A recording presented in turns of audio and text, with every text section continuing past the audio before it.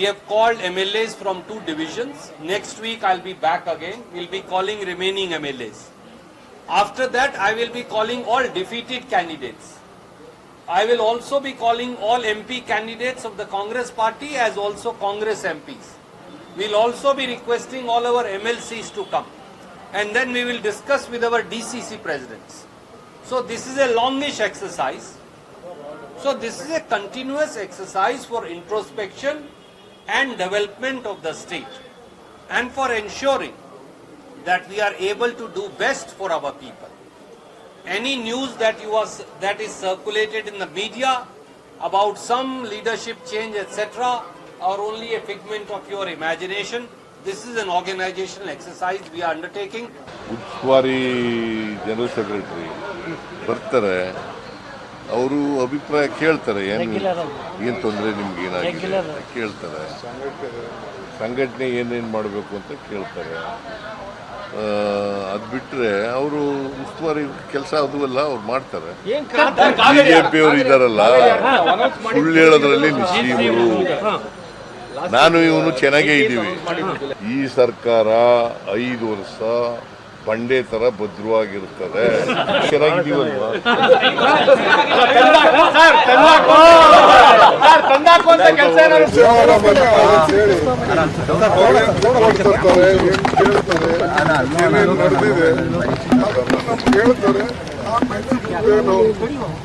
ಯಾವ ವಿಚಾರದ ಬಗ್ಗೆ ಮಾಹಿತಿ ಕೊಡ್ತಾರೆ, ಏನ್ ಮಾಡ್ಬೇಕು. ಅವ್ರ ಜೊತೆಗೆ ದೀರ್ಘವಾದಂಥ ಚರ್ಚೆ ಆಯಿತು. ನಾನು ಹೇಳಬೇಕಾದದ್ದನ್ನೆಲ್ಲ ಅವರಿಗೆ ಹೇಳಿದ್ದೇನೆ. ಅವರೆಲ್ಲನೂ ನನ್ನ ವಿಷಯಗಳನ್ನು ನೋಟ್ ಮಾಡಿಕೊಂಡಿದ್ದಾರೆ. ಮುಂದಿನ ಬರ್ತಕ್ಕಂಥ ದಿನಗಳಲ್ಲಿ ಅವ್ರು ಏನು ಮಾಡಿದ್ದಾರೆ, ಅವ್ರಿಗೆ ಬಿಟ್ಟದ್ದು ಪಕ್ಷ ಬಿಟ್ಟದ್ದು ಅಲ್ಲ. ನನಗೆ ನೋಡಿ ಸರ್, ವೈಯಕ್ತಿಕವಾಗಿ ನನಗೆಲ್ಲ ಸಚಿವರು ಸಿಗ್ತಿದ್ದಾರೆ. ನಾನು ಹೆಚ್ಚು ಅನುದಾನನೂ ತೊಗೊಂಡೋಗಿದ್ದೀನಿ. ನನಗೆಲ್ಲ ಸಚಿವರು ಸ್ಪಂದಿಸ್ತಿದ್ದಾರೆ. ನನಗಂತ ಅನುಭವ ಖಂಡಿತವಾಗೋಲ್ಲ. ಗ್ಯಾರಂಟಿ ಇಂಪ್ಲಿಮೆಂಟೇಷನ್ ಆಗಿದೆ. ನನಗೆ CM DCM ಅವರು ಚೆನ್ನಾಗಿ ರೆಸ್ಪಾಂಡ್ ಮಾಡ್ತಿದ್ದಾರೆ. ನನಗಂತ ಅನುಭವಗಳು ಒಳಗಡೆ ಅಂತ ಚರ್ಚೆ ಬರಲೇ ಇಲ್ಲ. ನಾವೇನು ಕೆಲಸ ಮಾಡಿದ್ದೀವಿ, ನಾವು ಇನ್ನೇನು ಮಾಡಬೇಕು, ಪಾರ್ಟಿನ ಗಟ್ಟಿಯಾಗಿ ಹೇಗೆ ಪಾರ್ಟಿ ಜೊತೆ ನಿಲ್ಲಬೇಕು ಅನ್ನೋದ್ರ ಬಗ್ಗೆ ಚರ್ಚೆ ಆಯಿತು. ನನಗೆ 45 ನಿಮಿಷ ಮೋಸ್ಟ್ಲಿ ನಂದೇ ಹೈಯೆಸ್ಟ್ ಅನಿಸುತ್ತೆ. ನಾನು ತುಂಬ ತೃಪ್ತಿಯಾಗಿದೆ.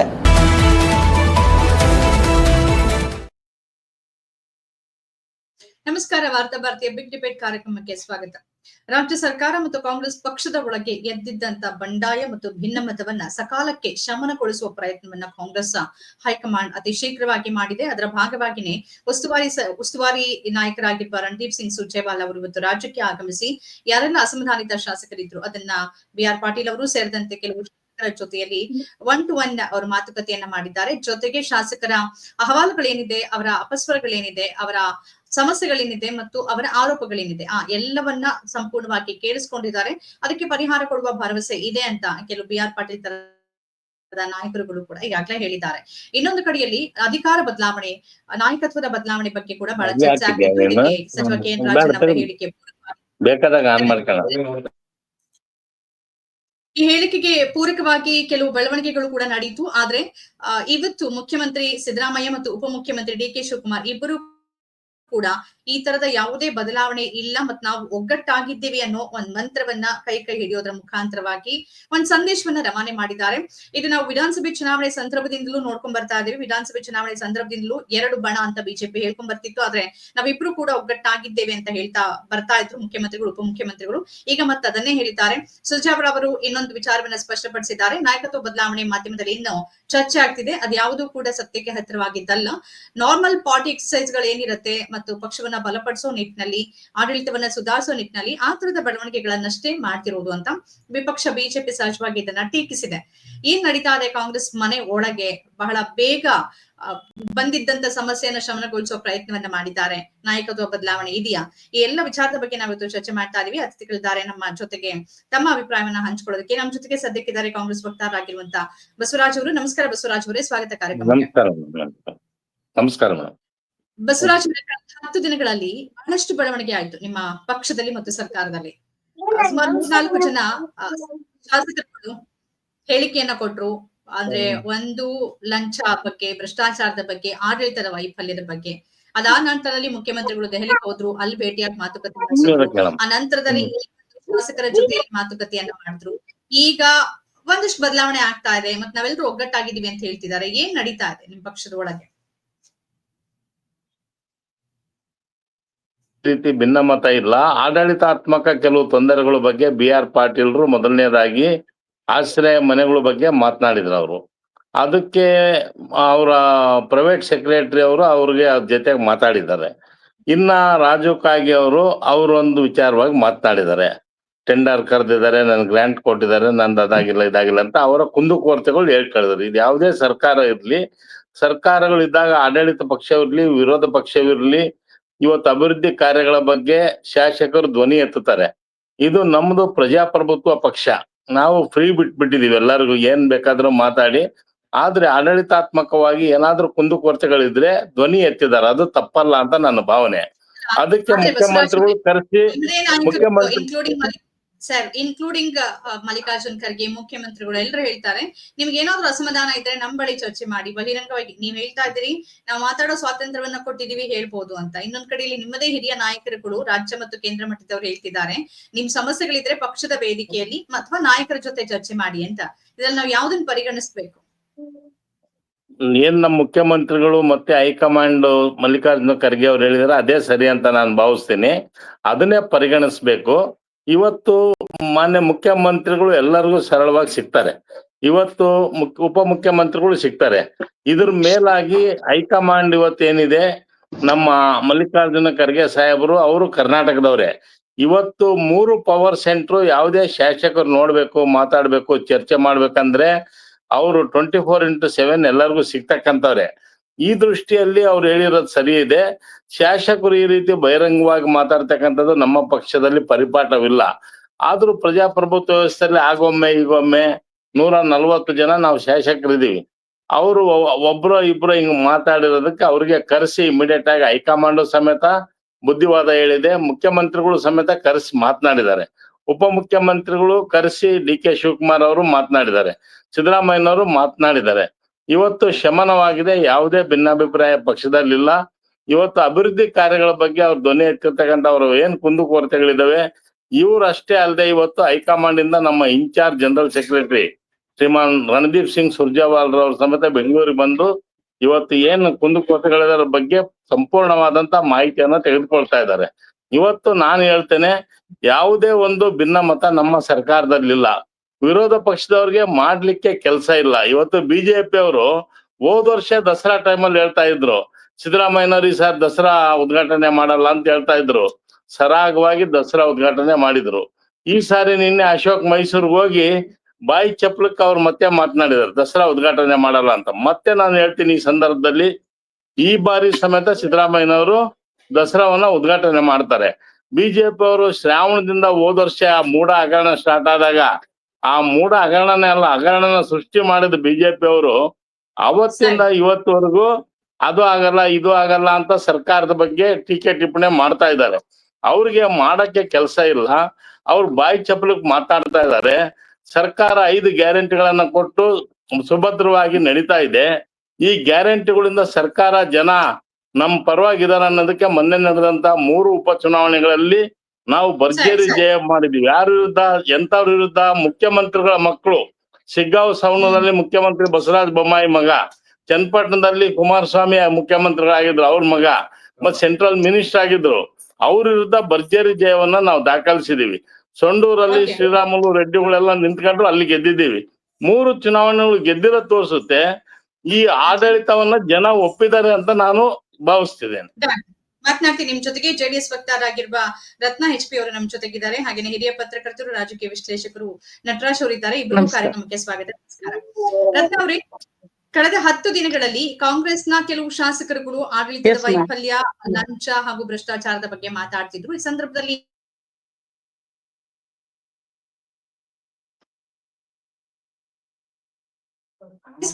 ನಮ್ಮಲ್ಲಿ ಎಲ್ಲವೂ ಸರಿ ಇದೆ ಅಂತ ಹೇಳಿಕೆಯನ್ನ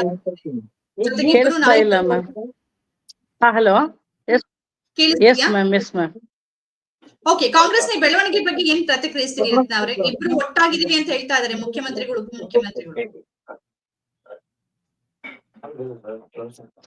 ಯಾಕಂದ್ರೆ ನಿಮ್ ಜೊತೆಗೆ ಮಾತಾಡ್ತೀನಿ. ನಟರಾಜ್ ಅವರೇ ಕೇಳಿಸಿದ್ಯಾ ನಿಮ್ಗೆ ಧ್ವನಿ? ಓಕೆ, ಅನ್ಮ್ಯೂಟ್ ಮಾಡ್ಕೊಳ್ಳಿ ಮಾತಾಡೋ ಸಂದರ್ಭದಲ್ಲಿ. ಬಹಳ ಕ್ಷಿಪ್ರವಾಗಿ ಕಾಂಗ್ರೆಸ್ನ ಬೆಳವಣಿಗೆ ನಡೆದಿದೆ. ಒಂದು 10 ದಿನಗಳ ಹಿಂದೆ ಒಬ್ಬರ ಹಿಂದೆ ಇನ್ನೊಬ್ಬರು ಶಾಸಕರುಗಳು ಆರೋಪಗಳನ್ನ ಮಾಡ್ತಾ ಬಂದ್ರು ತಮ್ಮದೇ ಸರ್ಕಾರದ ವಿರುದ್ಧ. ಅನಂತರ ಮುಖ್ಯಮಂತ್ರಿಗಳು ದೆಹಲಿಗೆ ಹೋದ್ರು, ತಕ್ಷಣದಲ್ಲೇ ಉಸ್ತುವಾರಿಗಳು ಬಂದಿದ್ದಾರೆ, ಶಾಸಕರ ಜೊತೆ ಮಾತಾಡಿದ್ದಾರೆ. ಜೊತೆ ಮುಖ್ಯಮಂತ್ರಿಗಳು ಉಪಮುಖ್ಯಮಂತ್ರಿಗಳು ಕೈ ಹಿಡಿದು ನಾವು 5 ವರ್ಷ ಬಂಡೆಯಂತೆ ನಿಂತು ಸರ್ಕಾರ ನಡೆಸ್ತೀವಿ ಅಂತ ಒಂದು ರಾಜಣ್ಣ ಅವರ ಹೇಳಿಕೆ ಹೊರತಾಗಿನೂ ಒಂದು ಸಂದೇಶ ರವಾನೆ ಮಾಡ್ತಿದ್ದಾರೆ. ಏನ್ ನಡೀತಿದೆ ಬೆಳವಣಿಗೆ? ಈ ಕಾಂಗ್ರೆಸ್ ನಲ್ಲಿ ಇವೆಲ್ಲವನ್ನು ನೋಡಿದಾಗ ಕಾಂಗ್ರೆಸ್ ನಲ್ಲಿ ಎಲ್ಲವೂ ಸರಿ ಇಲ್ಲ ಅನ್ನೋದು ಒಂದು ಸ್ಪಷ್ಟವಾಗಿ ಗೊತ್ತಾಗ್ತದೆ. ಯಾಕೆ ಅಂತ ಹೇಳಿದ್ರೆ ಸರ್ಕಾರ ಅಸ್ತಿತ್ವಕ್ಕೆ ಬಂದು 2 ವರ್ಷಗಳ ಅಧಿಕಾರಾವಧಿಯನ್ನ ಪೂರ್ಣಗೊಳಿಸಿದ್ದಾರೆ. ಇಂತಹ ಸಮಯದಲ್ಲಿ ಒಂದು ಸರ್ಕಾರ ಬರುವಂತಹ ಸಮಯದಲ್ಲಿ ಒಂದು ಚರ್ಚೆ ನಡೆದಿತ್ತು.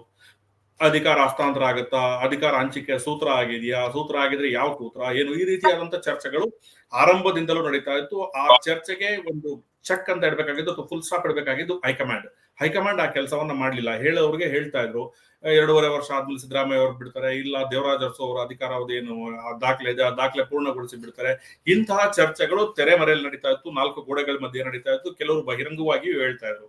ಅದರಲ್ಲಿ ಕೆಲವು ವೋಕಲ್ ಮಂತ್ರಿಗಳಿದ್ದಾರೆ, ರಾಜಣ್ಣ, ಸತೀಶ್ ಜಾರಕಿಹೊಳಿ, ಇಂಥವರೆಲ್ಲ ಸ್ವಲ್ಪ ಹೆಚ್ಚಾಗಿ ಔಟ್ ಸ್ಪೋಕನ್ ಆಗಿ ಮಾತಾಡಿದ್ದಾರೆ. ಅದು ಒಂದು ಕಡೆ.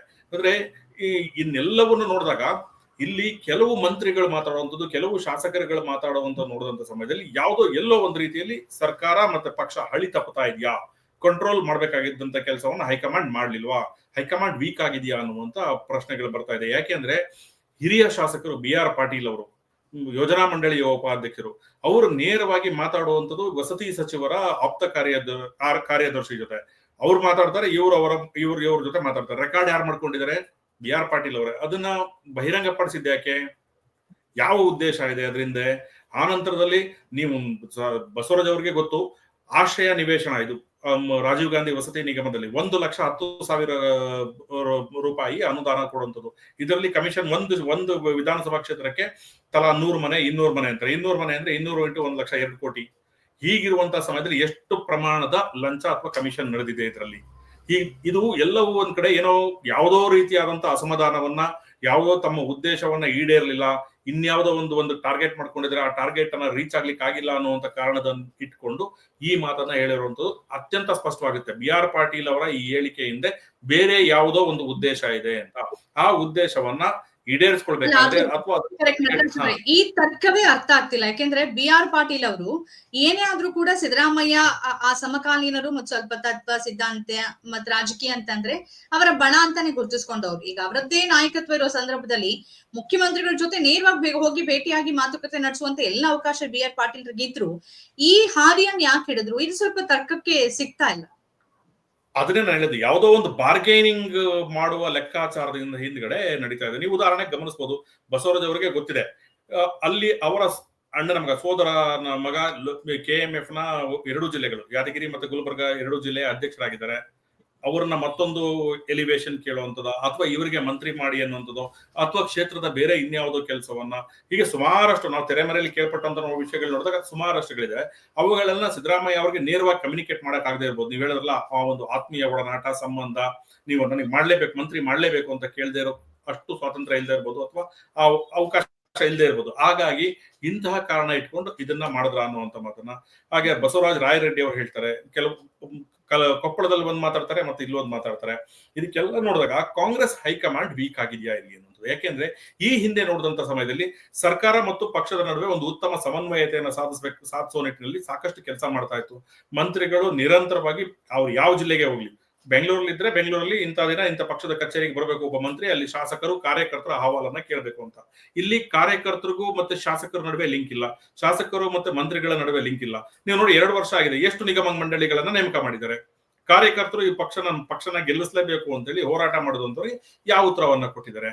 MLAಗಳು ಶಾಸಕರಾಗಿದ್ದಾರೆ, ಅವ್ರಿಗೆ ಒಂದು ರೀತಿಯ ಅಧಿಕಾರ ಸಿಕ್ಕಿದೆ. ಕೆಲವರು ಮಂತ್ರಿಗಳಾಗಿದ್ದಾರೆ, ಅದೃಷ್ಟ ಇದ್ದವರು. ಕಾರ್ಯಕರ್ತರು ಏನ್ ಮಾಡ್ಬೇಕು? ಸ್ಥಾನವನ್ನು ಕೊಡಲಾಗಿದೆ, ಅದು ಸಚಿವ ಸ್ಥಾನ ಕೊಡಬೇಕು ಅಂತ ಗಲಾಟೆಯಾದ ಸಂದರ್ಭದಲ್ಲಿ ಅದು ಕ್ಯಾಬಿನೆಟ್ ರ್ಯಾಂಕ್ ಕೊಟ್ಟಿದ್ದಾರಂತಾರೆ. ಇನ್ನು ಉಳಿದಂತ ಕಾರ್ಯಕರ್ತರು ಹಗಲು ರಾತ್ರಿ ಕಾಂಗ್ರೆಸ್ ಪೋಸ್ಟರ್ನ ಇಟ್ಕೊಂಡು ಪ್ರತಿಪಕ್ಷಗಳ ಜೊತೆ ಗುದ್ದಾಡ್ಕೊಂಡು ಮಾಡ್ಲಿಕ್ಕೆ ಕೊಟ್ಟಿದ್ದಾರೆ.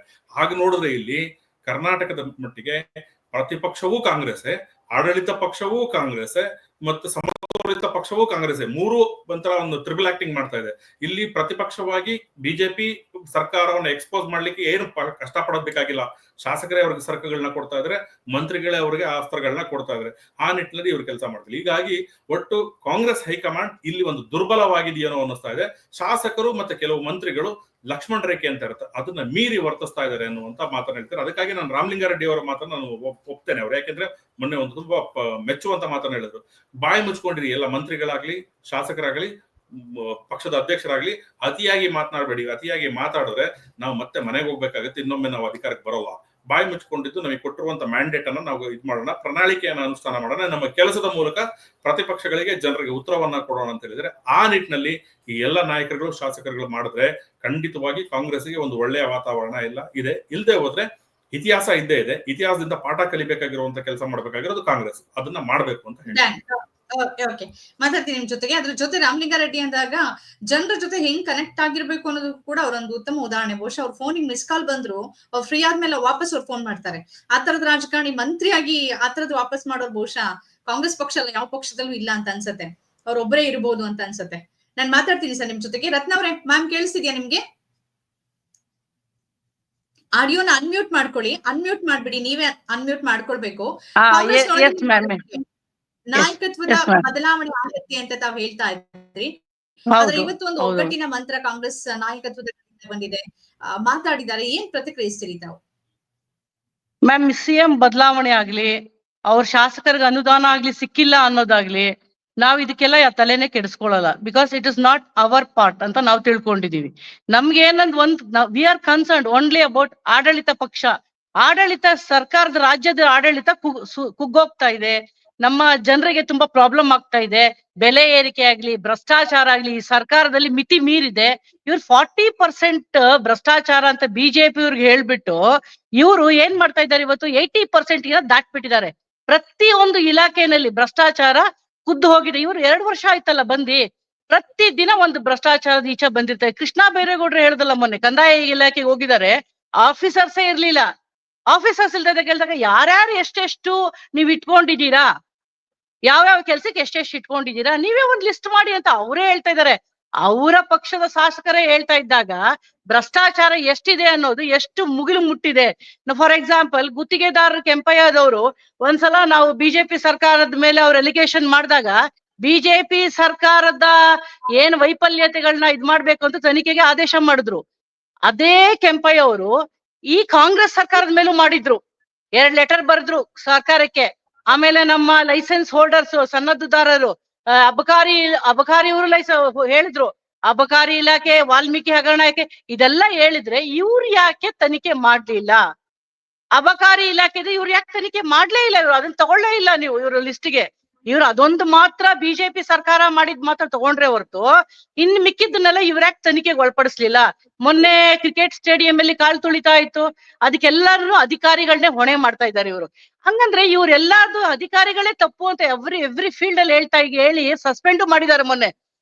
ಎವ್ರಿ ಫೀಲ್ಡ್ ಅಲ್ಲಿ ಹೇಳ್ತಾ ಇದ್ರೆ ಮತ್ತೆ ಅಧಿಕಾರಿಗಳು ತಪ್ಪು ಮಾಡಿದಾಗ ಇವ್ರು ಯಾರು ಹೊಣೆ? ಮತ್ತೆ ನಾವು ಜನಕ್ಕೆ ಉತ್ತರ ಕೊಡ್ಬೇಕಲ್ವಾ? ನೀವು ಸುಸ್ಥಿರವಾದ ಸರ್ಕಾರನ ತಗೊಂಡ್ ಬರ್ತೀವಿ, ಸ್ವಚ್ಛವಾದ ಸರ್ಕಾರವನ್ನ ನಾನು ಸ್ಥಾಪಿಸ್ತೀನಿ ಅಂತ ಅನ್ಬಿಟ್ಟು ಡಿ.ಕೆ. ಶಿವಕುಮಾರ್ ಆಗ್ಲಿ ಪ್ರತಿಯೊಂದು ಭಾಷಣದಲ್ಲಿ ನಾವು ಹಂಗೆ ಗ್ರೇಟರ್ ಬ್ಯಾಂಗ್ಳೂರ್ ಮಾಡಿರ್ತಾ ಇದೀವಿ. ಇವಾಗ ಗ್ರೇಟರ್ ಬ್ಯಾಂಗ್ಳೂರ್ ಮಾಡೋದ್ರಿಂದ ಎಷ್ಟೊಂದು ಎಫೆಕ್ಟ್ ಅಂತ ಜನಸಾಮಾನ್ಯರಿಗೆ ಗೊತ್ತಿಲ್ಲ ಮೇಡಮ್. ಜನಸಾಮಾನ್ಯ ಎಷ್ಟು ಟ್ಯಾಕ್ಸ್ ರೈಸ್ ಆಗುತ್ತೆ ಗೊತ್ತಾ? 25% ಹೆಚ್ಚುವರಿ ಟ್ಯಾಕ್ಸ್ BBMP ಲಿಮಿಟೆಡ್ ಮಾಡಿದ್ದಾರೆ. ಜನರನ್ನ ಕೊಳ್ಳೆ ಹೊಡಿತಾ ಇದ್ದಾರೆ. ಜನರ ಸಂಪತ್ತನ್ನ ಕೊಳ್ಳೆ ಹೊಡೆದಿ ಇವ್ರು ಅತಿ ದೊಡ್ಡ ಶ್ರೀಮಂತ ರಾಜಕಾರಣಿ ಅಂತ ಹೆಸರಾಗಿದಾರಲ್ಲ ಡಿ.ಕೆ. ಶಿವಕುಮಾರ್, ಅವರ ಸಂಪತ್ನ ಶೇಖರಣೆ ಮಾಡ್ತಾ ಇದ್ದಾರೆ. ಇದು ಜನಗಳಿಗೆ ಅರ್ಥ ಆಗ್ತಾ ಇಲ್ಲ.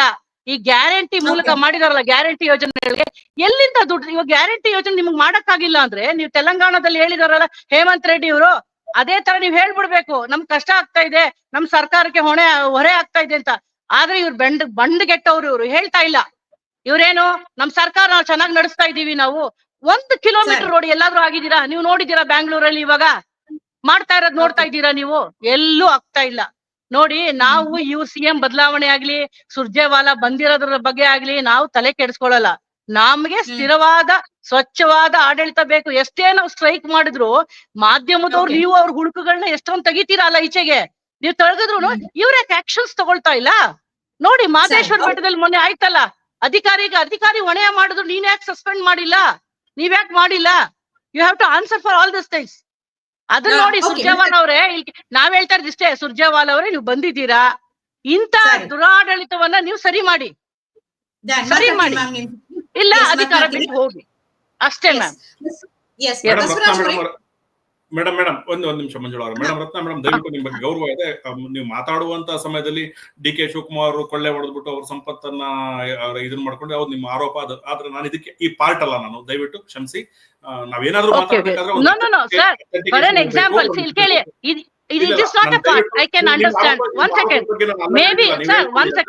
ಅವರು ಪಕ್ಷದ ಅಧ್ಯಕ್ಷರು. ಒಂದ್ ಸೆಕೆಂಡ್ ಸರ್, ಏನೇ ಡಿಸಿಷನ್ಗಳು ತಗೊಂಡ್ರು, ಒಂದ್ ಸೆಕೆಂಡ್ ಸರ್, ಯಾವುದೇ ಡಿಸಿಷನ್ ತಗೊಂಡ್ರು ಅವರು ಅಲ್ಲಿ ಭಾಗಿಯಾಗಿರ್ತಾರಲ್ವಾ?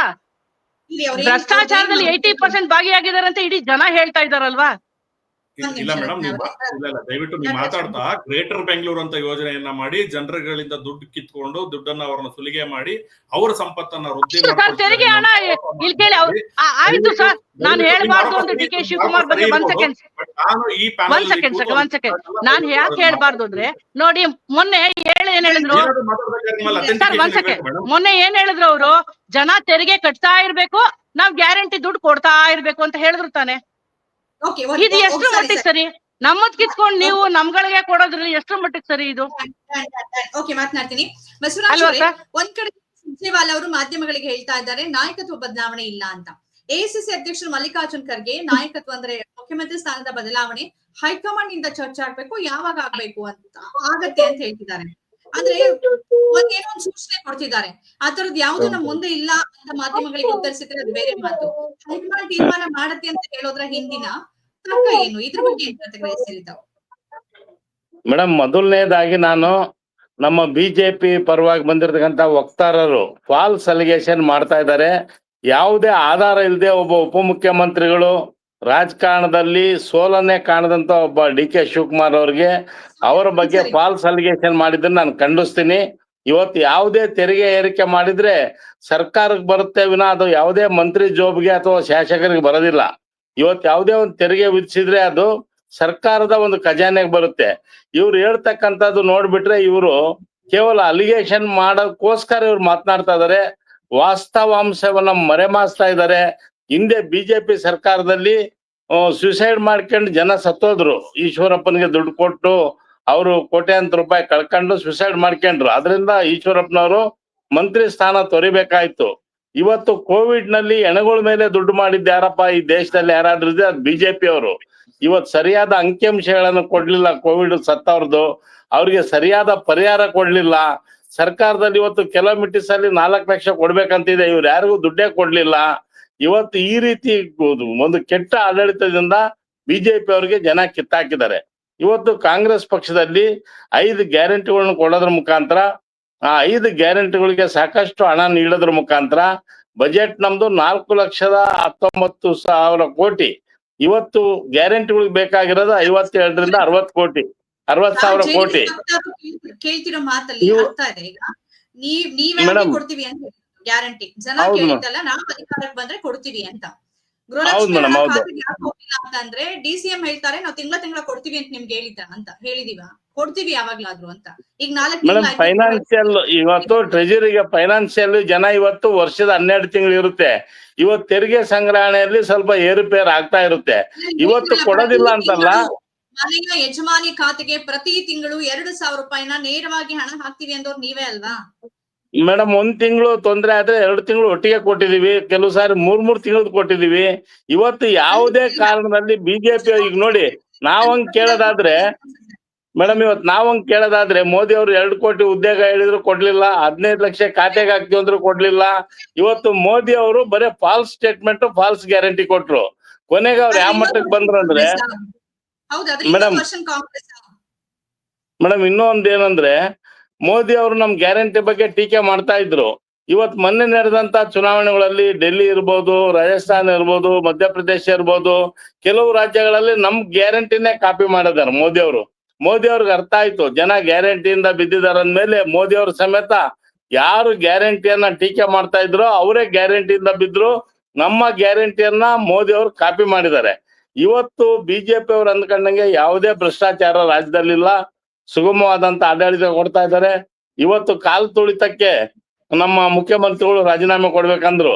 ಇವತ್ತು ಪಾಲ್ಗಾಮ್ ವಿಚಾರ ಎತ್ಕೊಂಡ್ರೆ ಇವತ್ತು ಪ್ರಧಾನಮಂತ್ರಿಗಳು ಮೊದಲು ರಾಜೀನಾಮೆ ಕೊಡ್ಬೇಕಾಗುತ್ತೆ. ನಿನ್ನೆ ತಾನೇ ಇವತ್ತು ಬುರಿಯಲ್ಲಿ ಕಾಲು ತುಳಿತಕ್ಕೆ ಇವತ್ತು ಜನ ಸತ್ತೋಗಿದ್ದಾರೆ, ಅದಕ್ಕೂ ರಾಜೀನಾಮೆ ಕೇಳಲ್ಲ ಬಿಜೆಪಿ ಅವರು. ಭ್ರಷ್ಟಾಚಾರ ಹಗರಣ ಇಲ್ಲ ಅಂತಂದ್ರೆ ಈಗ ನೀವು ಹೇಳಿದ್ರಿ ಮಾತನಾಡ್ತಾ, ಈಶ್ವರಪ್ಪ ಅವರ ಮಂತ್ರಿ ಆಗಿದ್ದ ಸಂದರ್ಭದಲ್ಲಿ ಸಂತೋಷ್ ಗುತ್ತಿಗೆದಾರ ಆತ್ಮಹತ್ಯೆ ಮಾಡ್ಕೊಂಡ ಅಂತ. ನಿಮ್ಮ ಅಧಿಕಾರದಲ್ಲಿ ನೀವ್ ಅಧಿಕಾರಕ್ಕೆ ಬಂದ ನಂತರದಲ್ಲ ವಾಲ್ಮೀಕಿಯಲ್ಲಿ ಚಂದ್ರಶೇಖರ್ ಅಂತ ಒಬ್ರು ಅಧಿಕಾರಿ ಆತ್ಮಹತ್ಯೆ ಮಾಡ್ಕೊಂಡ್ರು. ಈಗ ನಿಮ್ಮ ಬಿ ಆರ್ ಪಾಟೀಲ್ ರೇ ಬಿಡುಗಡೆ ಮಾಡಿರುವಂತ ಆಡಿಯೋದಲ್ಲಿ ರಾಜೀವ್ ಗಾಂಧಿ ನಿಗಮದಲ್ಲಿ ಮನೆ ಹಂಚಿಕೆ ಸಂದರ್ಭದಲ್ಲಿ ದುಡ್ಡು ತಗೊಂಡು ಹಂಚಿಕೆ ಮಾಡ್ತಿದಾರೆ ಅಂತ ಅವರೇ ನೇರ ಆರೋಪ ಮಾಡಿದ್ದಾರೆ. ಇದೆಲ್ಲ ಏನ್ ಹಂಗಾದ್ರೆ? ಇದೆಲ್ಲ ಭ್ರಷ್ಟಾಚಾರ. ಸಂದರ್ಭದಲ್ಲಿ ರೇಟ್ ಫಿಕ್ಸ್ ಮಾಡಿ ಈ ಕೆಲ್ಸಕ್ಕೆ ಇಷ್ಟು ಅಂತ ಹೇಳ್ತಿದ್ದಾರೆ, ಅವೆಲ್ಲ ಭ್ರಷ್ಟಾಚಾರ ಅಲ್ವಾ ಹಂಗಾದ್ರೆ? ಮೇಡಮ್, ಅಂತ ನಿರ್ದಿಷ್ಟ ಪ್ರಕರಣಗಳಿದ್ರೆ ಅದನ್ನ ತನಿಖೆ ಮಾಡಿ ಯಾರು ತಪ್ಪಿತಸ್ಥಿರ್ತಾರೋ ಅವ್ರ ಮೇಲೆ ಕ್ರಮ ತೆಗೆದುಕೊಳ್ತಕ್ಕಂಥದ್ದು ನಮ್ಮ ಸರ್ಕಾರದ ನಿಲುವಾಗಿದೆ. ಇವತ್ತು ಯಾವುದೇ ಒಂದು ವಿಚಾರವನ್ನ ನಾವು ತಳ್ಕಂತ ಹೋಗೋದಿಲ್ಲ. ನಾವು ನಿರ್ದಿಷ್ಟವಾಗಿ ಇವತ್ತು ವಾಲ್ಮೀಕಿ ಹಗರಣ ಆದಾಗ ಮುಖ್ಯಮಂತ್ರಿಗಳು ಇಮಿಡಿಯೇಟ್ ಆಗಿ ಅವ್ರು ರಾಜೀನಾಮೆ ಪಡೆದ್ರು. ಇವತ್ತು ತನಿಖೆಗೆ ಆಯೋಗ ನೇಮಕ ಮಾಡಿದ್ರು. ಇವತ್ತು ತನಿಖೆ ನಡೀತಾ ಇದೆ. ಸಂಪೂರ್ಣ ವರದಿ ಬಂದಾಗ ಏನಿದೆ ಅನ್ನೋದು ಸತ್ಯಾಂಶ ಗೊತ್ತಾಗ್ತದೆ. ನಾವು ಇವರಾಗೆ ಏನೇ ಅಲಿಗೇಷನ್ ಬಂದ್ರು ಇವ್ರು 4 ವರ್ಷ ಯಾವ ತನಿಖೆನೂ ಮಾಡ್ಲಿಲ್ಲ ಬಿಜೆಪಿ ಅವರು. ನಾವು ಪ್ರತಿಯೊಂದು ಯಾವುದೇ ಒಂದು ಆಪಾದನೆ ಬಂದಾಗ ಇಮಿಡಿಯೇಟ್ ಆಗಿ ಒಂದು ಆಯೋಗವನ್ನು, CIDನೋ ಅಥವಾ ಬೇರೆ ಬೇರೆ ರೀತಿಯ ತನಿಖೆಗಳನ್ನ ಮಾಡ್ಲಿಕ್ಕೆ ಕೊಟ್ಟಿದ್ದೇವೆ. ಮತ್ತು ನಾವು ಶುದ್ಧವಾದ ಆಡಳಿತ ಕೊಡ್ಲಿಕ್ಕೆ ಆಶ್ವಾಸನೆ ಕೊಟ್ಟಿದ್ವಿ. ಅದರಂತೆ ನಾವು ಹೋಗ್ತಾ ಇದೀವಿ. ಇವತ್ತು ಬಿಜೆಪಿ ಅವ್ರು ಏನಾಗಿದಾರಂದ್ರೆ ನೀರಿಂದ ಮೀನು ಹೊರಗಾದ್ರೆ ಯಾವ ರೀತಿ ಒದ್ದಾಡ್ತಾ ಇದ್ದೋ ಹಂಗ ಅಧಿಕಾರ ಇಲ್ದಂಗೆ ಅವರು ಒದ್ದಾಡೋದ್ರ ಜೊತೆಗೆ ಇವತ್ತು 10 ಗುಂಪುಗಳಾಗಿದ್ದಾವೆ. ಇವತ್ತು ಒಂದು ಗಾದೆ ಇದೆ, ಮನೆಯೊಂದು 3 ಬಾಗಿಲಂತ. ಬಿಜೆಪಿಯಲ್ಲಿ ಹಂಗಿಲ್ಲ, ಮನೆ ಒಂದು 100 ಬಾಗಿಲಾಗಿದೆ. ಇವತ್ತು ಬಿಜೆಪಿ ಅವರು ಯಾವುದೇ ಇವತ್ತವರೆಗೂ ಅವ್ರಿಗೆ ಎಂದು ಮ್ಯಾಂಡೇಟ್ ಬಂದಿಲ್ಲ ಅವ್ರಿಗೆ. ಅದ್ ಸರಿ, ನೀವೇ ನಿಮ್ ಮೊದಲ ಪ್ರತಿಕ್ರಿಯೆ ಹೇಳಿದ್ರಿ 3 ಪವರ್ ಸೆಂಟರ್ಗಳು ಅಂತ. ಒಂದು ಪಕ್ಷ 3 ಪವರ್ ಸೆಂಟರ್, ಒಂದು DK ಶಿವಕುಮಾರ್, ಇನ್ನೊಂದು ಖರ್ಗೆ ಅವರು, ಇನ್ನೊಂದು ಸಿದ್ದರಾಮಯ್ಯನವರು. ಈ 3 ಪವರ್ ಸೆಂಟರ್ ಇಟ್ಕೊಂಡು ನಿಮ್ ಪಕ್ಷದಲ್ಲಿ ಏನ್ ಬಣಗಳು ಕಡಿಮೆ ಇದೆಯಾ? BR ಪಾಟೀಲ್ ಒಂಥರ ಮಾತಾಡ್ತಾರೆ, ರಾಜು ಕಾಗೆ ಅವರು ಒಂಥರ ಮಾತಾಡ್ತಾರೆ, NY ಗೋಪಾಲಕೃಷ್ಣ ಒಂಥರ ಮಾತಾಡ್ತಾರೆ, ಬೇಲೂರು ಗೋಪಾಲಕೃಷ್ಣ ಮತ್ತೊಂಥರ ಮಾತಾಡ್ತಾರೆ, ಈ ಕಡೆ ಬೇರೆ ಬೇರೆ ಶಾಸಕರು ಇನ್ನು ಕೆಲವು ಮಂತ್ರಿ ರಾಜಣ್ಣ ತರದವ್ರು ಬೇರೆ ಮಾತಾಡ್ತಾರೆ. ಇವೆಲ್ಲ ಹಂಗಾದ್ರೆ ಬಣ ಅಲ್ವಾ? ಇವೆಲ್ಲ ಪವರ್ ಸೆಂಟರ್ ಅಲ್ವಾ? ಇದು ಪವರ್ ಸೆಂಟರ್ ಅಲ್ಲ ಮೇಡಮ್, ಇದು ನ್ಯಾಚುರಲ್ ಆಗಿ ಒಬ್ಬ ಪಾರ್ಟಿ ಅಧ್ಯಕ್ಷರಿಗೆ ಅವ್ರದೇ ಆದ ಜವಾಬ್ದಾರಿಗಳು ಇರ್ತವೆ. ಕಾಂಗ್ರೆಸ್ ಹೈಕಮಾಂಡ್ ಇವತ್ತು ಯಾವಾಗಲೂ ಡೆಲ್ಲಿಯಲ್ಲಿ ಇರ್ತಾ ಇತ್ತು, ಕರ್ನಾಟಕದಲ್ಲಿದೆ. ಮತ್ತೆ ಮುಖ್ಯಮಂತ್ರಿಗಳು ಇವತ್ತು ತಮ್ಮದೇ ಆದಂತ ಒಂದು ಕೆಲಸವನ್ನು ಮಾಡ್ತಾ ಇದ್ದಾರೆ.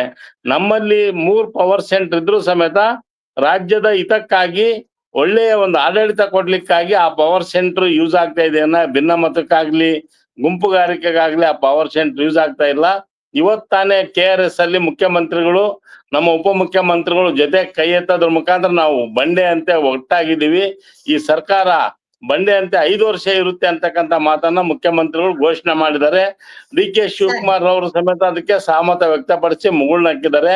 ಯಾವುದೇ ಕಾರಣಕ್ಕೂ ಈ ಸರ್ಕಾರ 5 ವರ್ಷ ಸುಭದ್ರವಾದ ಆಡಳಿತ ನೀಡುತ್ತೆ ಮತ್ತು ಪ್ರಾಮಾಣಿಕವಾಗಿ ಜನರ ಸೇವೆ ಮಾಡಕ್ಕೆ ಕಾಂಗ್ರೆಸ್ ಸರ್ಕಾರ ಕಟಿಬದ್ಧವಾಗಿದೆ.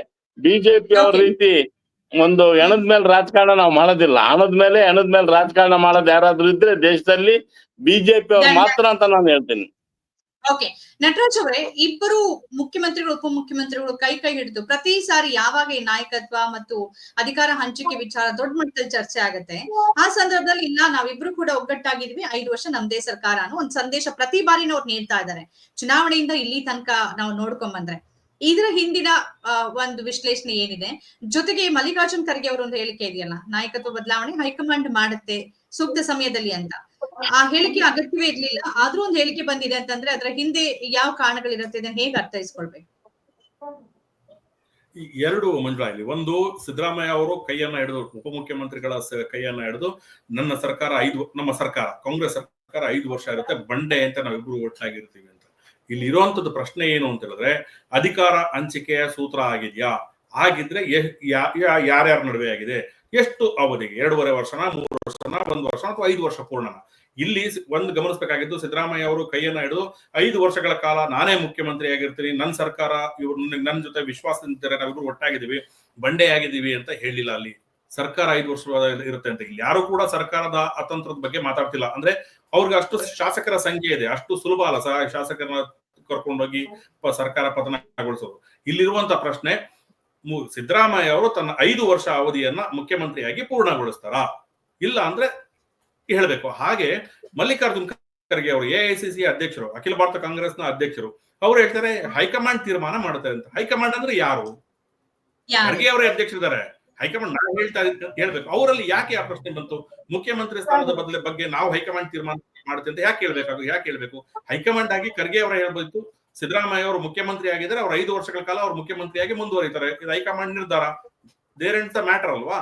ಇಲ್ಲಿ ಬಿಟ್ವೀನ್ ದ ಲೈನ್ ಮಾತಾಡೋದಕ್ಕೆ ಈ ನಾಯಕರುಗಳ ನಡುವೆ ಕಾರಣ. ಅದನ್ನೇ ನಾನು ಹೇಳಿದ್ದು, ಹೈಕಮಾಂಡ್ ಒಂದು ಸ್ಪಷ್ಟನೆಯನ್ನ ಕೊಡ್ಬೇಕಾಗತ್ತೆ. ಹೌದು, ಈ ತರ ಒಪ್ಪಂದ ಆಗಿದೆ, ಇದು ಆಗುತ್ತೆ, ಇಲ್ವಾ? ಇಲ್ಲ, 5 ವರ್ಷ ಇವರು ಇರುತ್ತೆ ಅಂತ.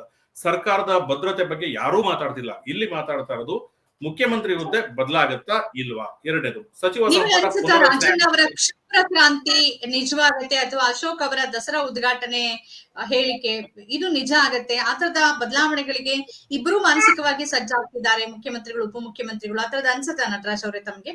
ಖಂಡಿತ. ಈಗ ನೋಡಿದ್ರೆ ಈ ಬೆಳವಣಿಗೆಯನ್ನು ನೋಡಿದಾಗ ನಾನು ದಸರಾ ಅಂತ ಹೇಳೋಲ್ಲ, ಒಂದು ಬದಲಾವಣೆ ಅಂತ ಆಗುತ್ತೋ ಅದರಲ್ಲಿ ಇನ್ನೂ ಒಂದು ಬದಲಾವಣೆ ಇದೆ. ರಾಜಣ್ಣ ಅವರು ಹೇಳೋ ಪ್ರಕಾರ KPCC ಅಧ್ಯಕ್ಷರ ಬದಲಾವಣೆ ಆಗುತ್ತೆ ಅಂತ. ಯಾಕೆ ಹೇಳಿದ್ರೆ KPCC ಅಧ್ಯಕ್ಷರ ಬದಲಾವಣೆ ಕುರಿತಂತೆ ಒಂದು ಒಪ್ಪಂದ ಆಗಿತ್ತು, ಹೈಕಮಾಂಡ್ ಕೂಡ ಸ್ಪಷ್ಟವಾಗಿ ಹೇಳಿತ್ತು. ಚುನಾವಣೆ ಮುಗಿದ ನಂತರ ಮುಂದಿನ ಲೋಕಸಭಾ ಚುನಾವಣೆಯವರೆಗೆ DK ಶಿವಕುಮಾರ್ ಅವರೇ ಅಧ್ಯಕ್ಷರಾಗಿರ್ತಾರೆ ಮತ್ತು ಉಪಮುಖ್ಯಮಂತ್ರಿ ಆಗಿರ್ತಾರೆ ಅಂತ. ಲೋಕಸಭೆ ಚುನಾವಣೆ ಮುಗಿದು ಸಾಕಷ್ಟು ಸಮಯ ಆಗಿದೆ, ಹೀಗಾಗಿ ಅವರು ಅಧಿಕಾರವನ್ನ ತ್ಯಜಿಸಬೇಕಾದ್ರೆ ಅದು ಹಸ್ತಾಂತರ ಮಾಡುವಂತ ಸಮಯ ಸನ್ನಿಹಿತವಾಗಿದೆ.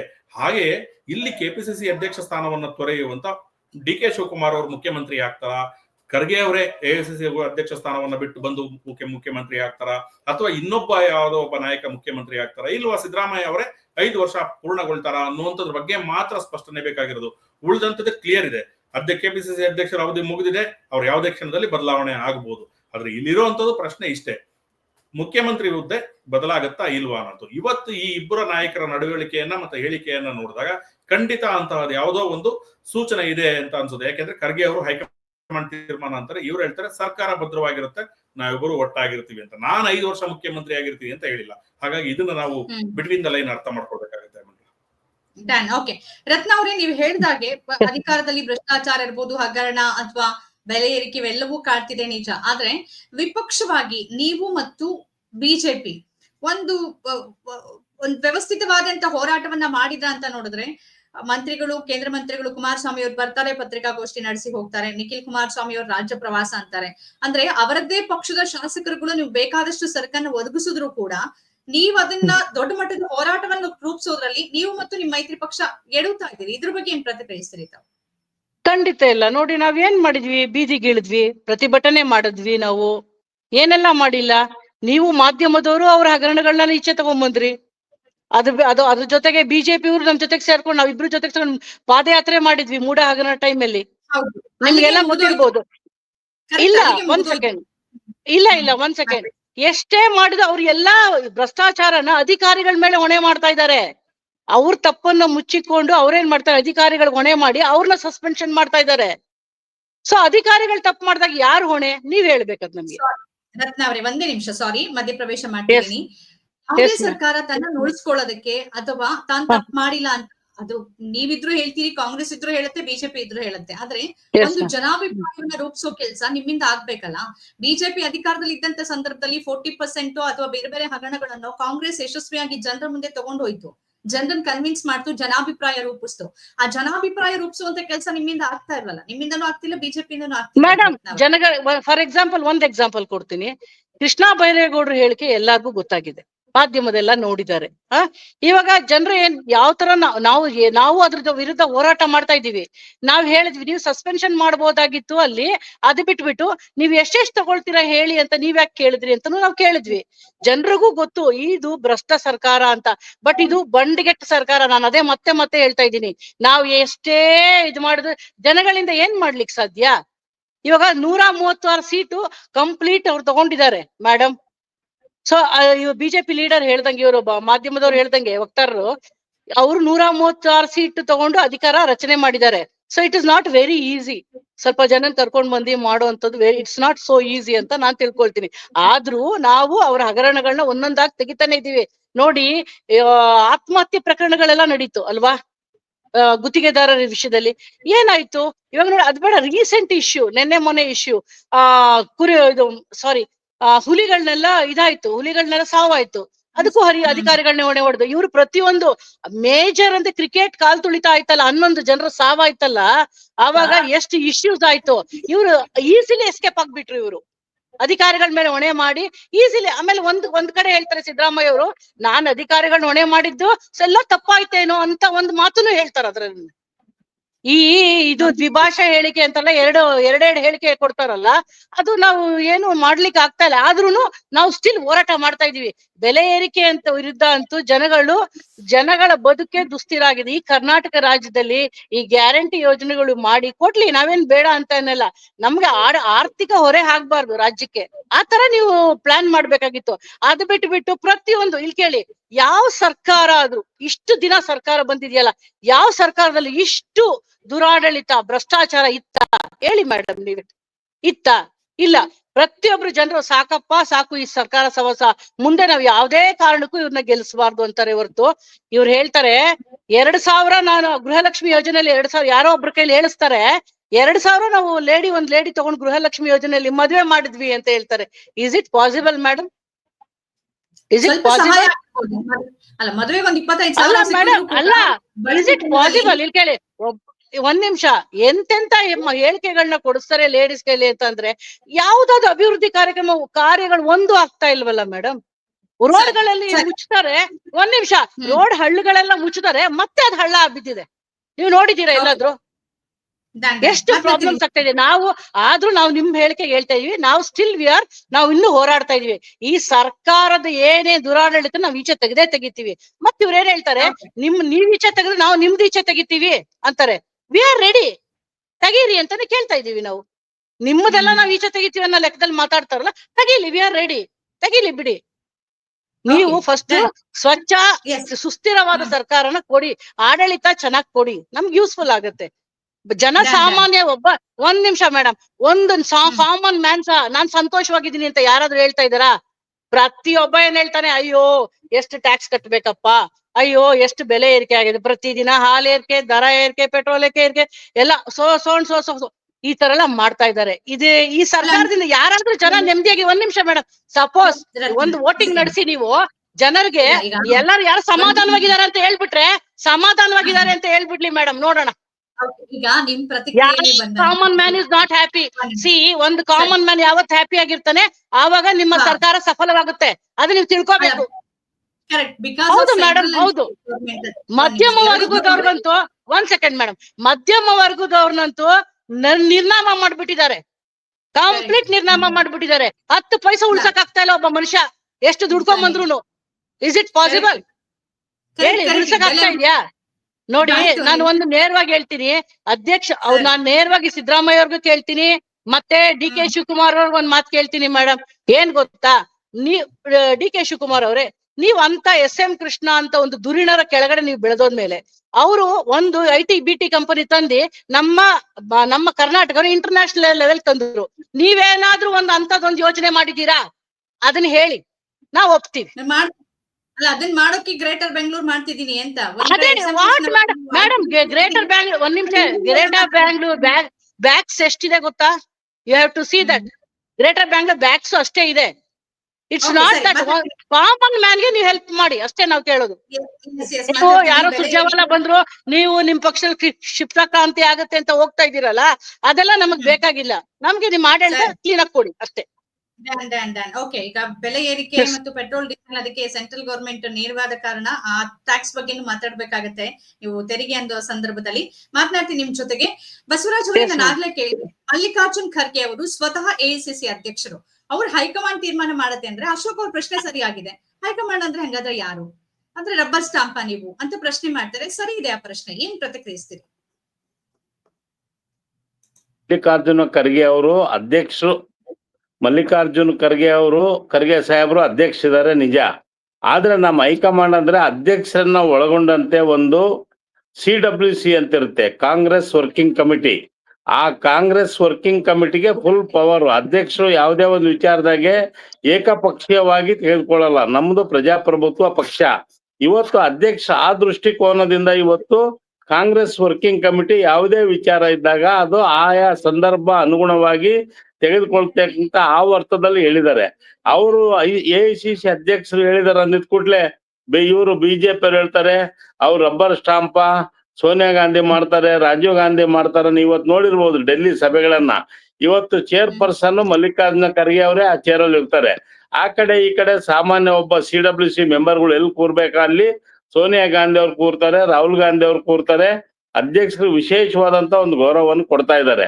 ಇವತ್ ನಮ್ ಮೇಡಮ್ ಹೇಳ್ತಾ ಇದ್ರು, ಜನರ ಬಗ್ಗೆ ಕಷ್ಟಗಳ ಬಗ್ಗೆ ಹೇಳಿದ್ರು. ಆ ಎಮ್ಮನ್ಗೆ ಗೊತ್ತಿಲ್ಲ, ಒಬ್ಬ ಹೆಣ್ಮಗಳಾಗಿ ಇವತ್ತು 100 ಕೋಟಿ ಜನ ಮಹಿಳೆಯರು ಇವತ್ತು ಬಸ್ಸಲ್ಲಿ, ಫ್ರೀ ಬಸ್ಸಲ್ಲಿ ಎಲ್ಲಾ ಅವರ ತವ್ರ ಮನೆಗಿರ್ಬೋದು ಅಥವಾ ಸಂಬಂಧಿಕರ ಮನೆಗಿರ್ಬೋದು, ದೇವಸ್ಥಾನಗಳಿಗಿರ್ಬೋದು ಪ್ರವಾಸ ಹೋಗಿ ಸಂತೃಪ್ತವಾಗಿದ್ದಾರೆ.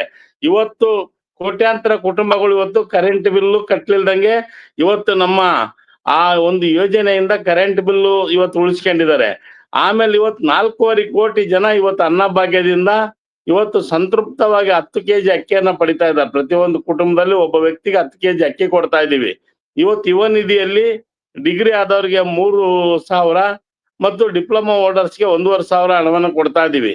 ಇವತ್ತು ನಮ್ಮ ಯೋಜನೆಗಳು ಇವತ್ತು ಗೃಹಲಕ್ಷ್ಮಿ ಯೋಜನೆಯಲ್ಲಿ ಇವತ್ತು 1 ಕೋಟಿಗೂ ಅಧಿಕ ಮಹಿಳೆಯರು ಇವತ್ತು ತಿಂಗಳಿಗೆ 2,000 ರೂಪಾಯಿ ತಗೊಳ್ತಾರೆ. ಆ ಪ್ರಾಯಶಃ 1,25,00,000 ಅಂತ ಇಟ್ಕೊಂಡ್ರೆ ಅದ್ರಾಗೆ BJP ಮಹಿಳೆಯರು ಒಂದು 40,000, ಒಂದು 40-50 ಲಕ್ಷ BJP ಮಹಿಳೆಯರು ತಗೊಳ್ತಾರೆ. ನಮ್ಮ ಅನ್ನ ತಗೊಳ್ತಾರೆ, ನಮ್ ಗೃಹಲಕ್ಷ್ಮಿ ಫಂಡ್ ತಗೊಳ್ತಾರೆ, ನಮ್ಮ ಫ್ರೀ ಬಸ್ ಅಲ್ಲಿ ತಿರುಗಾಡ್ತಾರೆ, ಬಂದ್ ಹಿಂಗ್ ಟಿವಿಗಳ ಮುಂದೆ ಕುಂತಾಗ ಏನೂ ಆಗಿಲ್ಲ ಅಂತ ಹೇಳ್ತಾರೆ. ಇವತ್ತು ಎಲ್ಲಾ ಎಂಜಾಯ್ ಮಾಡ್ತಕ್ಕಂಥವ್ರು ಇವತ್ತು BJP ಅವರು ನಾನು ಮಾತಾಡ ಮುಗಿದ್ರೆ ನನ್ನ ಮಾತು ಮುಗಿದಿಲ್ಲ. ನನ್ನ ಮಾತು ಮುಗಿಯೋವರೆಗೂ ನೀವು ದಯವಿಟ್ಟು ನಿಮ್ ಮಾತಿಗೆ ನಾನು ಅಡ್ಡ ಬಂದಿಲ್ಲ. ನಮ್ಮ ಮಾತು ಮುಗಿಯೋವರೆಗೂ ಅಡ್ಡ ಬರಬಾರ್ದು. ಇವತ್ತು BJP ಅವರು ಕಾಂಗ್ರೆಸ್ ಸರ್ಕಾರ ಇವತ್ತೇನು 60,000 ಕೋಟಿ ಇವತ್ತು 5 ಗ್ಯಾರಂಟಿಗಳು ಕೊಡ್ತಾ ಇದೆಯೋ, ಈ 60,000 ಕೋಟಿಯಲ್ಲಿ ಹತ್ರ ಒಂದು 25,000 ಕೋಟಿ BJP ಪಕ್ಷದ ಕಾರ್ಯಕರ್ತರು ಇವತ್ತು ಪಡಿತಾ ಇದ್ದಾರೆ. ನಾವು ಪಾರ್ಟಿ ನೋಡಲ್ಲ, ಜಾತಿ ನೋಡಲ್ಲ, ಧರ್ಮ ನೋಡಲ್ಲ, ಎಲ್ರಿಗೂ ಇವತ್ತು ಯೂನಿಫಾರ್ಮ್ ಆಗಿ ನಾವು ಈ ಯೋಜನೆಗಳನ್ನ ಜಾರಿ ಮಾಡಿದೀವಿ. ಬಸವರಾಜ್ ಅವರೇ, ಮೇಡಮ್, ಸರ್ಕಾರದ ಕಡೆಯಿಂದ ಜನರ ತೆರಿಗೆ ಹಣ ಯಾರ ಮನೆಯಿಂದ, ಅದೇ ಸರ್ಕಾರದ ಹಣ, ಜನರ ತೆರಿಗೆ ಹಣ ಅಂತಂದ್ರೆ ನಾವು ಕೊಡ್ತಾ ಇದೀವಿ. ಇವ್ರು ತಗೊಂಡು ಕಾಂಗ್ರೆಸ್ ಸರ್ಕಾರ ಒಂದ್ ಒಳ್ಳೆ ಕೆಲಸ ಮಾಡಿದೆ ಅಂತ ಇವ್ರು ಹೇಳ್ತಾ ಇಲ್ಲ. ಇವತ್ತು ಬರೀ ಟೀಕೆ ಟಿಪ್ಪಣಿ ಮಾಡ್ತಾ ಇದಾರೆ. ಇವತ್ತು ಸರ್ಕಾರ ಸರ್ಕಾರದಿಂದಾನೇ ಕೊಡ್ತಾ ಇದೀವಿ, ಪಾರ್ಟಿಯಿಂದಲ್ಲ, ಸರ್ಕಾರದಿಂದಾನೇ ನಾನು ಹೇಳ್ತಾ ಇದ್ದೀನಿ, ಸರ್ಕಾರದ ಪರವಾಗಿ ಹೇಳ್ತಾ ಇದ್ದೀನಿ. ಇವತ್ತು ಇವ್ರೇನ್ ಅಲಿಗೇಷನ್ ಮಾಡ್ತಾರ ಆ ರೀತಿ ಇಲ್ಲ. ಇವತ್ತು ಸರ್ಕಾರ ಸುಗಮವಾಗಿ ನಡೀತಾ ಇದೆ. ಇವತ್ತು ಹೈಕಮಾಂಡ್ ಮಲ್ಲಿಕಾರ್ಜುನ್ ಖರ್ಗೆ ಸಾಹೇಬ್ರು ಹೇಳಿರ್ತಕ್ಕಂಥ ಅರ್ಥಕ್ಕೆ ಬೇರೆ ಬೇರೆ ರೀತಿ ಕಲ್ಪಿಸೋದು ಬೇಡ. ಇವತ್ತು ಸರ್ಕಾರ ಸುಭದ್ರವಾಗಿದೆ. 5 ವರ್ಷ ನಾವು ಪೂರೈಸ್ತೀವಿ. ನಾವೇನಾದ್ರೂ ಜನರು ವಿರೋಧ ಮಾಡಿದ್ರೆ ಮೊನ್ನೆ 3 ಎಲೆಕ್ಷನ್ ಅಲ್ಲೇ ನಮಗೆ ಸರಿಯಾಗಿ ಮಂಗಳಾರತಿ ಮಾಡೋರು. ಮೊನ್ನೆ 3 ಎಲೆಕ್ಷನ್ ಎಂತ ಎಲೆಕ್ಷನ್ ಅಪ್ಪ ಅಂದ್ರೆ ಇಡೀ ರಾಜ್ಯ ನೋಡ್ತಾ ಇತ್ತು, ದೇಶ ನೋಡ್ತಾ ಇತ್ತು, ಇಡೀ ದೇಶ ನೋಡ್ತಾ ಇತ್ತು. ಇವತ್ತು ದೇಶ ನೋಡ್ತಾ ಇತ್ತು. ಆ ಚುನಾವಣೆಗಳಲ್ಲಿ ಸಂಡೂರು ಇರ್ಬೋದು ಮೇಡಮ್, ಸಂಡೂರು ಇರ್ಬೋದು, ಚನ್ನಪಟ್ಟಣ ಇರ್ಬೋದು, ಶಿಗ್ಗಾಂವ್ ಇರ್ಬೋದು, 3 ಕಡೆ ನಾವೇ ಗೆದ್ದಿದ್ದೇವೆ. ಮುಂದೆ 28ರಲ್ಲಿ ಸಮೇತ ಕಾಂಗ್ರೆಸ್ ಅಧಿಕಾರ ಬರೋದು ಶತಸಿದ್ಧ. ಈ BJP ಅವರು, ಜನತಾ ದಳದವರು ಒಂದು ಸಮಯ ಸಾಧಕರಾಗಿ ಒಂದಾಗಿದ್ದಾರೆ. ಚುನಾವಣೆ ಬರೋಷ್ಟೊತ್ತಿಗೆ ಅವ್ರು ಮತ್ತೆ ಬೇರೆ ಬೇರೆ ಆಗ್ತಾರೆ, ಅದ್ರಲ್ಲಿ ಎರಡನೇ ಮಾತಿಲ್ಲ. ಇವತ್ತು ನಾವು ಕಾಂಗ್ರೆಸ್ ಇವತ್ತು ಸರ್ಕಾರವನ್ನ ಒಳ್ಳೆ ರೀತಿಯಲ್ಲಿ ನೀಡ್ತಾ ಇದೀವಿ. ಖಂಡಿತವಾಗ್ಲೂ 5 ವರ್ಷ ಬಂಡೆ ಅಂತೆ ಭದ್ರವಾಗಿ ನಿಲ್ಲುತ್ತೆ. ಮತ್ತೆ ಪುನಃ ಅಧಿಕಾರಕ್ಕೆ ಬರ್ತೀವಿ. ನಮ್ಮ ವಿರುದ್ಧ ಫಾಲ್ಸ್ ಅಲಿಗೇಷನ್ ಮಾಡಬಾರ್ದಾಗಿ ನಮ್ ಶಾಂತ ಅವರಲ್ಲಿ ನಾನು ರಿಕ್ವೆಸ್ಟ್ ಮಾಡ್ತೀನಿ. ನಟರಾಜ್ ಅವರೇ, ಈಗಿನ ಬೆಳವಣಿಗೆಗಳನ್ನ ಗಮನಿಸ್ತಿದ್ರೆ ಮತ್ತು ರಾಜಣ್ಣ ಅವರ ಹೇಳಿಕೆಯನ್ನು ಗಮನಿಸ್ತಿದ್ರೆ ಮತ್ತು ಸಿದ್ದರಾಮಯ್ಯನವರ ಇಲ್ಲಿ ತನಕ ರಾಜಕೀಯ ಮತ್ತು ಅವರನ್ನ ತಾವು ಬಹಳ ಬಲ್ಲವರಾಗಿ ಅಷ್ಟು ಸುಲಭವಾಗಿ ಅದ್ರ ಶಾಸಕರ ಬೆಂಬಲ ಇದ್ದು ಕೂಡ ಹೆಚ್ಚು ಶಾಸಕರ ಬೆಂಬಲ ಅವರಿಗೆ ಇದೆ. ಮತ್ತೆ ಅವರೇ ಹೇಳಿರೋ ಪ್ರಕಾರ ಇದು ಕೊನೆ ಚುನಾವಣೆ.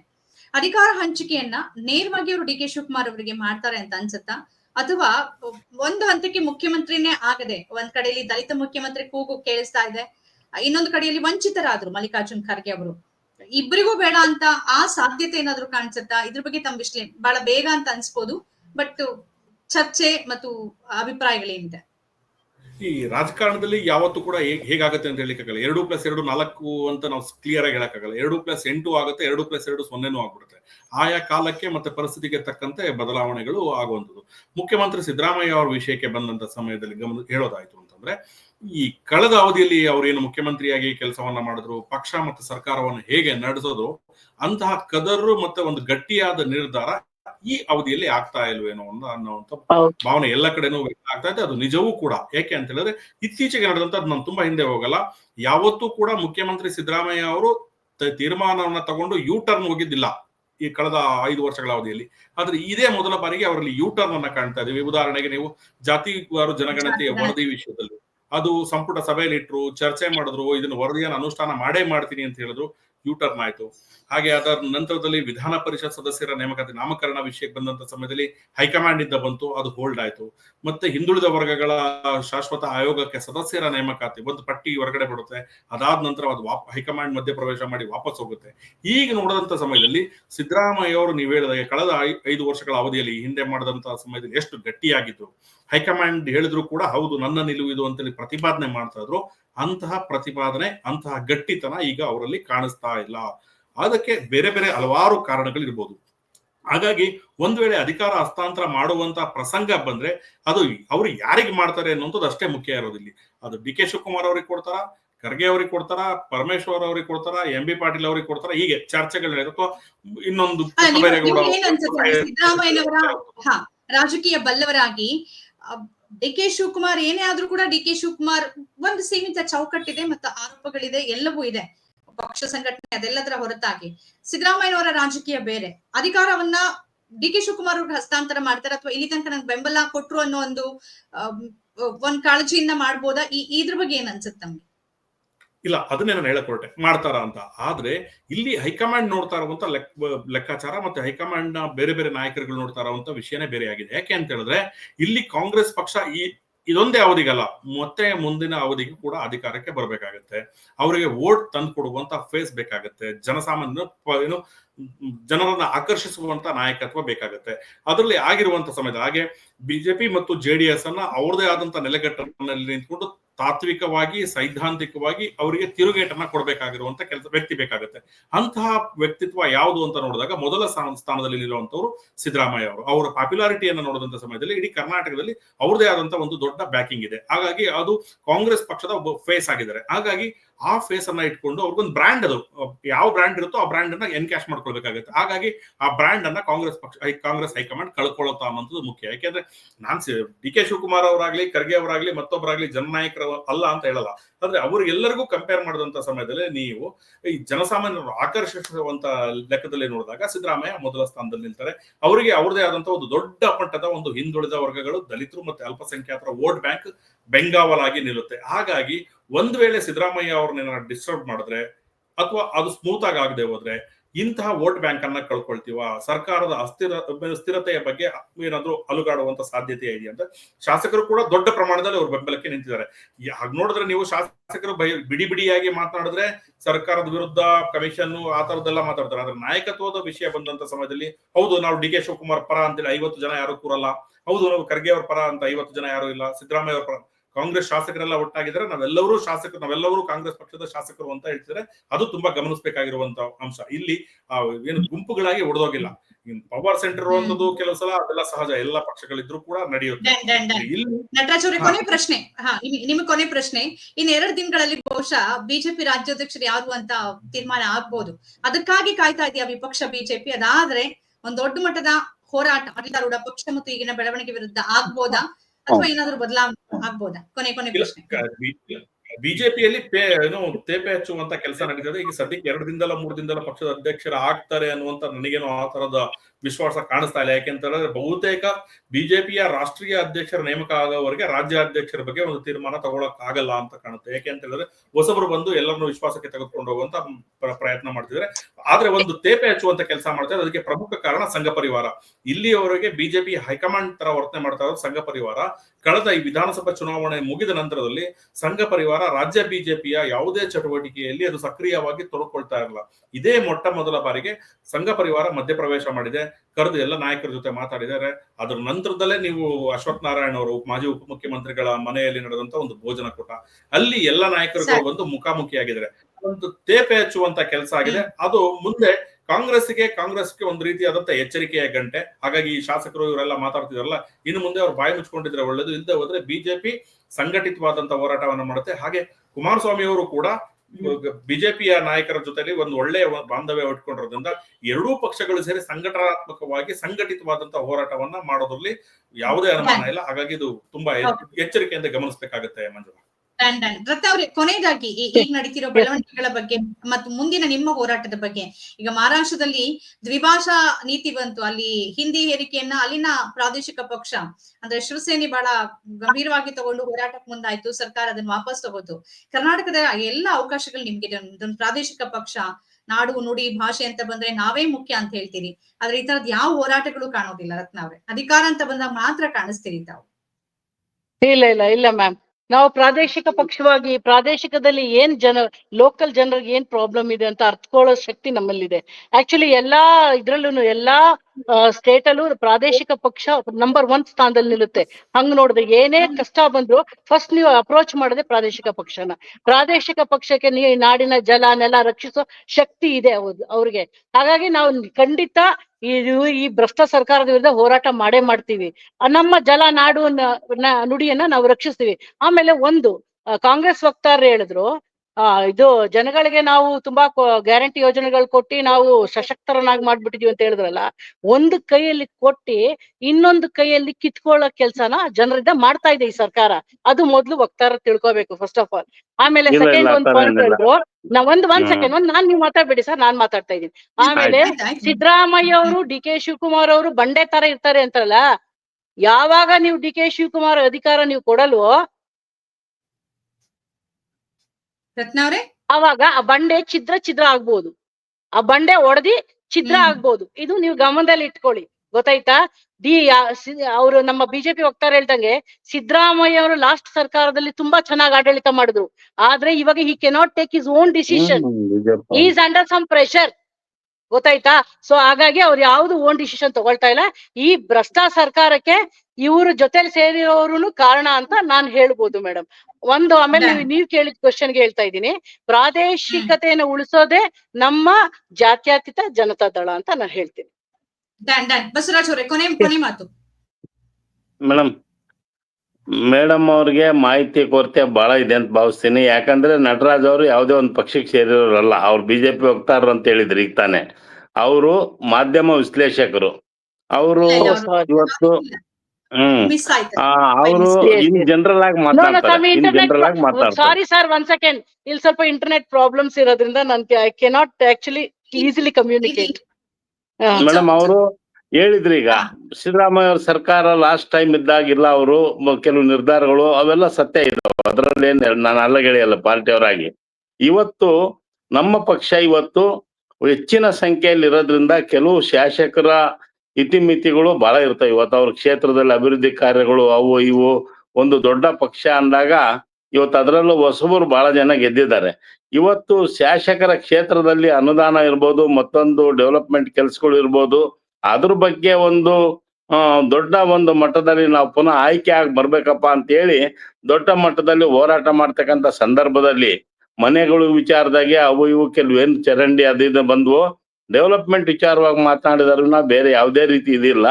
ಇವತ್ತು ಮುಖ್ಯಮಂತ್ರಿಗಳು ಕಳೆದ 2 ವರ್ಷಗಳಿಂದ ಒಳ್ಳೆ ಸರ್ಕಾರವನ್ನು ನೀಡ್ತಾ ಇದ್ದಾರೆ. ಇವತ್ತೇನ್ ಬಿಜೆಪಿ ಅವ್ರು ಏನ್ ಹೇಳ್ತಾರೆ ಆ ರೀತಿ ಯಾವುದೇ ತರ ಭ್ರಷ್ಟಾಚಾರ ಪಾರ್ಟಿಯಲ್ಲಿಲ್ಲ. ಇವತ್ತು ಪಕ್ಷ ಮಾತ್ರ ನಾವು ಇವತ್ತು ಪಾರ್ಲಿಮೆಂಟ್ ಚುನಾವಣೆ ಪ್ರಾಯಶಃ ಇನ್ನೊಂದು ಸ್ವಲ್ಪ ದೇವರು ಕಣ್ ಬಿಟ್ಬಿಟ್ಟಿದ್ರೆ ಇವತ್ತು ಕೇಂದ್ರದಲ್ಲಿ ಮೋದಿ ಸರ್ಕಾರನೇ ಇರ್ತಿದ್ದಿಲ್ಲ. ಇವತ್ತು ನೀವು ಗಮನಿಸ್ರಿ, 2008ರಿಂದ ಏನ್ ಬಿಜೆಪಿ ಸರ್ಕಾರ ಬಂತು ಅವಾಗ ಚೌಚೌಬಾತ್ ಬಂದಂಗ್ ಬಂದಿದೆ. ಅವ್ರಿಗೆ ಸರ್ಕಾರ ಮಾಡ್ರಿ ಅಂತೇಳಿ ಎಂದು ಮ್ಯಾಂಡೇಟ್ ಕೊಟ್ಟಿಲ್ಲ ಕರ್ನಾಟಕದ ಜನ. ಅವರು ಇಡೀ ದೇಶದಲ್ಲಿ ತಲೆ ತಗ್ಸ್ತಕ್ಕಂತ ಆಪರೇಷನ್ ಕಮಲ ಅನ್ನೋದ್ರ ಮುಖಾಂತರ ಆಡಳಿತಕ್ಕೆ ಬಂದ್ರು. ಈ ಜನಪ್ರತಿನಿಧಿಗಳನ್ನ ಕೋಳಿ ಕುರಿಗಳಂತೆ ಖರೀದಿ ಮಾಡಿದ್ರು. ಬಿಜೆಪಿ ಅವ್ರಿಗೆ ಯಾವುದೇ ನೈತಿಕತೆ ಇಲ್ಲ. ಇಲ್ಲಿ ಯಡಿಯೂರಪ್ಪ ಶುರು ಮಾಡಿದ್ರೆ ದೇಶದಲ್ಲಿ ಎಲ್ಲಾ ರಾಜ್ಯಗಳಲ್ಲಿ ಮೋದಿ ಅಮಿತ್ ಶಾ ಇದೇ ಕೆಲಸ ಮಾಡಿದ್ದಾರೆ. ಚುನಾಯಿತ ಸರ್ಕಾರಗಳನ್ನ ಅಸ್ಥಿರ ಮಾಡಿದ್ದಾರೆ. ಇವತ್ತು ನಿಜವಾಗ್ಲೂ ಚುನಾವಣಾ ಆಯೋಗನ ದುರುಪಯೋಗ ಮಾಡ್ಕೊಂಡಿದ್ದಾರೆ ಬಿಜೆಪಿ ಅವರು. IT, ED, CBI ಎಲ್ಲವನ್ನು ದುರುಪಯೋಗ ಮಾಡ್ಕೊಂಡಿದ್ದಾರೆ. ಇವತ್ತು ನಮ್ಗೆ ಮೋದಿ ಅವರು ಒಂದ್ ಕಡೆ ಹೇಳ್ತಾರೆ, ಇವತ್ತು ತುರ್ತು ಪರಿಸ್ಥಿತಿ ಏರಿ ಇದು ಮಾಡಿದ್ದಾರೆ, ಅವ್ರನ್ನ ಧಿಕ್ಕರಿಸ್ಬೇಕಂತ ಹೇಳ್ತಾರೆ. ಆದ್ರೆ ಇವತ್ತು ಮೋದಿ ಅವರು ಯಾವತ್ತು ಅಧಿಕಾರಕ್ಕೆ ಬಂದ್ರು 14ರಿಂದ ಇವತ್ತು ಈ ಗಳಿಗೆವರೆಗೂ ಅಘೋಷಿತ ತುರ್ತು ಪರಿಸ್ಥಿತಿ ದೇಶದಲ್ಲಿದೆ. ಇವತ್ತು ಜನ ಏನಾದ್ರೂ ಮಾತನಾಡಿದ್ರೆ ಅವ್ರಿಗೆ ದೇಶದ್ರೋಹ ಪಟ್ಟ ಕಟ್ತಾ ಇದ್ದಾರೆ. ಇಂತ ಒಂದು ಕೆಟ್ಟ ವ್ಯವಸ್ಥೆ ಇರ್ತಕ್ಕಂಥದ್ದು ಬಿಜೆಪಿಯಲ್ಲಿ. ನಾವು ಡೆಮಾಕ್ರಸಿ, ಪ್ರಜಾಪ್ರಭುತ್ವ, ಸಂವಿಧಾನದ ಬಗ್ಗೆ ಮಾತನಾಡ್ತೀವಿ. ಇವತ್ತು ಹೊಸಬಾಳೆ ಅವ್ರು ಹೇಳಿದ್ದಾರೆ, ಅದ್ರ ಬಗ್ಗೆ ಮೋದಿ ಅವ್ರು ಹೇಳಿ, ಹೊಸಬಾಳೆ ಇರ್ತಕ್ಕಂಥದ್ದು ಒಪ್ಪಿಳ್ತೀವಿ ಅಂತ ಮೋದಿ ಅವ್ರ ಬಾಯಿಂದ ಹೇಳಿಸ್ರಿ ಅಂತ ನಾನು ಒತ್ತಾಯ ಮಾಡ್ತೇನೆ. ಇವತ್ತು ನಾವು ಕಾಂಗ್ರೆಸ್ನವರು ಸಂವಿಧಾನ ಮತ್ತು ಪ್ರಜಾಪ್ರಭುತ್ವದ ಮೇಲೆ, ಜನರ ಪ್ರೀತಿ ಮೇಲೆ ಕರ್ನಾಟಕವನ್ನ ಆಡಳಿತ ಮಾಡ್ತಾ ಇದ್ವಿ. ಎಲ್ರು ಕೂಡ ಇಷ್ಟೊತ್ತು ಕಾರ್ಯಕ್ರಮದಲ್ಲಿ ಭಾಗಿಯಾಗಿ ತಮ್ಮ ಅಭಿಪ್ರಾಯಗಳನ್ನ ನಮ್ಮ ಜೊತೆಗೆ ಹಂಚಿಕೊಂಡ್ರೆ ಎಲ್ರಿಗೂ ಧನ್ಯವಾದ. ನಮಸ್ಕಾರ. ನಮಸ್ತೆ ಮೇಡಮ್. ಆದ್ಮೇಲೆ ಇದಾಗಿತ್ತು ಇವತ್ತಿನ ವಾರ್ತಾ ಭಾರತೀಯ ಬಿಗ್ ಡಿಬೇಟ್ ಕಾರ್ಯಕ್ರಮ. ಈ ತರದ ಚರ್ಚೆಗಳು, ಬೇರೆ ಬೇರೆ ವಿಶೇಷ ಕಾರ್ಯಕ್ರಮಗಳನ್ನ ತಾವು ನೋಡ್ಬೇಕಾದ್ರೆ ನಮ್ಮ ಚಾನೆಲ್ ಸಬ್ಸ್ಕ್ರೈಬ್ ಮಾಡೋದ್ರ ಜೊತೆಗೆ ಈ ಕಾರ್ಯಕ್ರಮದ ಬಗ್ಗೆ ತಮ್ಮ ಅನಿಸಿಕೆ, ಅಭಿಪ್ರಾಯಗಳಿದ್ರೆ ಅದನ್ನು ಕೂಡ ಕಮೆಂಟ್ ಮುಖಾಂತರ ತಿಳಿಸಿ. ನಮಸ್ಕಾರ. Thank you madam.